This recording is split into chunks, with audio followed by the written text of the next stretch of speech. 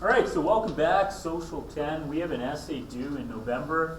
And yes, it is September, but now is the time we need to begin to consider how are we going to respond to this. So in the past, we have analyzed that source, but now we need to respond to it. And as we begin to respond to it, we have to look at the key arguments and assumptions made within the source that is presented. The source presented says it is only through interdependence that we can create the global unity necessary to overcome our common challenges. That's the assumption we're working on this week. There's another assumption we'll have to look at in the past. With regard to that assumption, we have made some connections to the idea of cornerstones. In the past, I asked you to look at what are some cornerstones that you could create for a hypothetical civilization if you want that civilization to last. In that spirit, we're going to be looking at a civilization that did exist, Rome, and see why it failed, and why a current civilization, America, could also have a parallel fall. And to this end, we're also going to be addressing not only those common fatal flaws, but what does this mean for the essay prompt? So, let's begin with the idea of false cornerstones. So structurally, if you have a cornerstone that is compromised, then eventually the building will collapse. So if you have a foundation that is not pure and level, then at some point the building will fall. Well, the building here is a metaphor for all of civilization. And the arguments that we've seen today is that we can identify these false or dangerous fatal cornerstones that will end up creating challenges. So why do we have these challenges today in the global village? Because of our cornerstones that have created them. So what are these cornerstones that have created these challenges? Well, one that we saw was greed, a thirst for power. And we've seen this in Rome, when the Romans were very devoted to their own appearance, that so excited about their appearance that they had to trade their wealth with the Chinese to collect silk so that they could appear to be wealthier. And in so doing, they devalued their empire by shipping the gold and the silver away from Rome. America is doing this today, as Chinese banks become more and more filled with American wealth, as Americans buy goods from around the world to continue to live a consumer-driven life that maybe is not needed. So we do see greed. We also saw this idea in the article that we read, that sin cannot be a sustainable foundation. We are born free, but we are everywhere in chains. And the idea is that these chains are of our own creation. That we live in artificial cages of our own creation, and have done since we sat down with the Neolithic Revolution. The Neolithic Revolution was a trick. And what we thought was going to live to a better life, we actually now work longer. Many people originally, remember, they didn't have as strong of a diet. For women, it led to inequality. Socioeconomically, we saw a growth and explosion of disparity of haves and have-nots. So we've been tricked by the Neolithic Revolution to sit down and create these chains, these cages. And the cages are things like government and city-states, and that is what's imprisoning us. Going back to Rome, we can see that one of the cornerstones of Rome that led to its collapse was its origin story. It was founded on militarism. That Rome had been a group of outcasts, very multicultural, that had to use military might to become independent. But once they became independent, they then defeated local tribes as well. Same thing with America. That they too were a nation of outcasts that had to use military might to defeat their foreign monarchy, which in their case was the British Empire. But once they defeated the British Empire, then they turned their now manifest destiny upon the Sioux and the Creek and the indigenous peoples of America. Then they begin to worship that military society. And originally, through that worship, might is right, the strong do what they can, the weak suffer what they must, that realist perspective of natural selection, yes, they become strong and powerful. But at some point, they cross over into the expense, the cost both the financial and the moral cost of occupying their empire. And for the Romans, the expense of occupying their empire ended up bankrupting their empire. For the Americans, the cost of militarily occupying the global village is leading to their financial bankruptcy, but also to a moral bankruptcy. We see this when soldiers come back home, and they come back to a hollowed out America, where they can't see the very principles that they were trying to impose on the foreigners within the global village. Vietnam soldiers coming back from Vietnam, they had been fighting for liberty there. Or American soldiers coming back from World War II, fighting for liberty there, come back to America as an African American soldier that is seen as being less than equal. Seemed like a disconnect that ended up showing some kind of malaise, right? Some kind of illness within society. Another thing we see is corruption. Both societies are corrupt.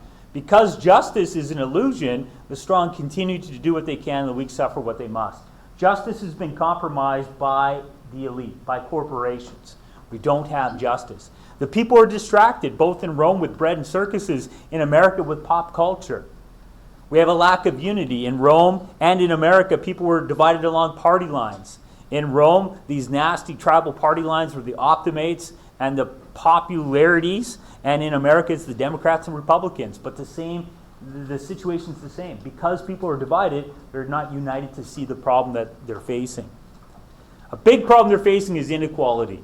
That Rome had an abundance of poverty, and it led to socioeconomic division. We see that in America today with the 1% against the 99%. And this division influences power politics. Key to this is the avenue for wealth is dropping for those caught at the bottom. So those caught at the bottom in Rome, they saw their jobs lost to foreign slaves. Those caught at the bottom in America, they're seeing their jobs lost to offshore workers.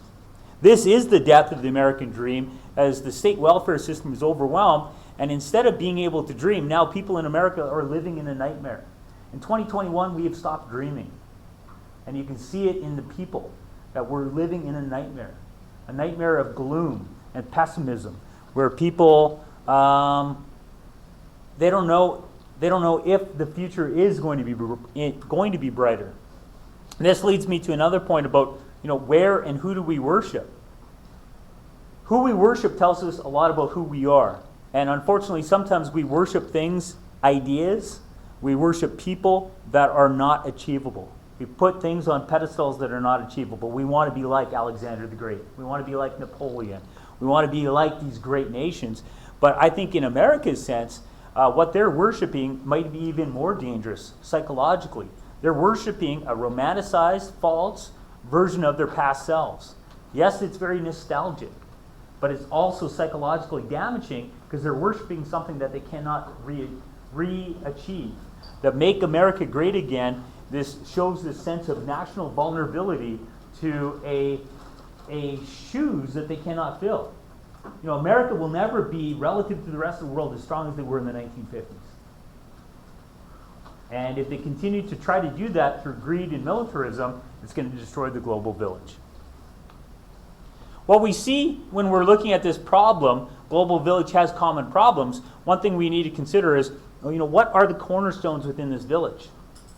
Their capitalism, their nationalism, their democracy and individualism, their human rights. But even if you pick out one like democracy, the idea is when you look at that cornerstone and you really examine it, it's not really democracy.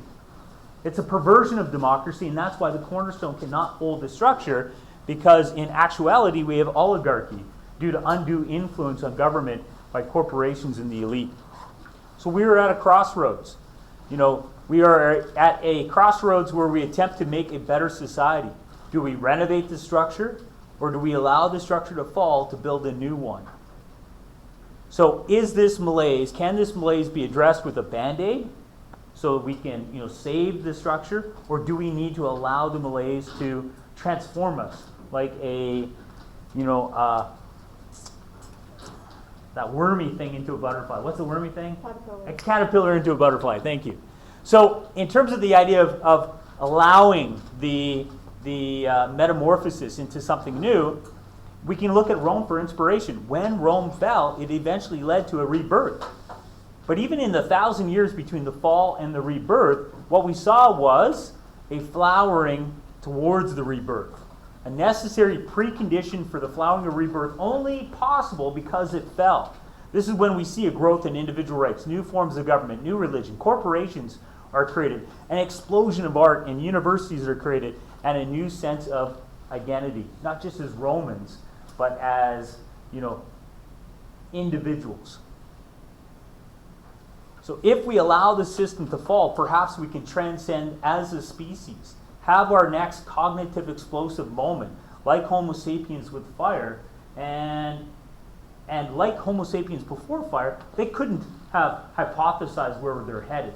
We cannot hypothesize where we're headed. But the idea is that we need to allow this to fail so that we can build something new with a more sustainable cornerstone.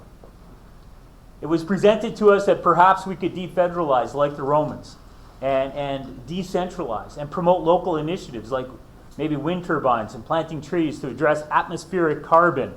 But the problem is that because our biosphere is so interconnected, because our problems are so global, that yes, some things can be addressed locally.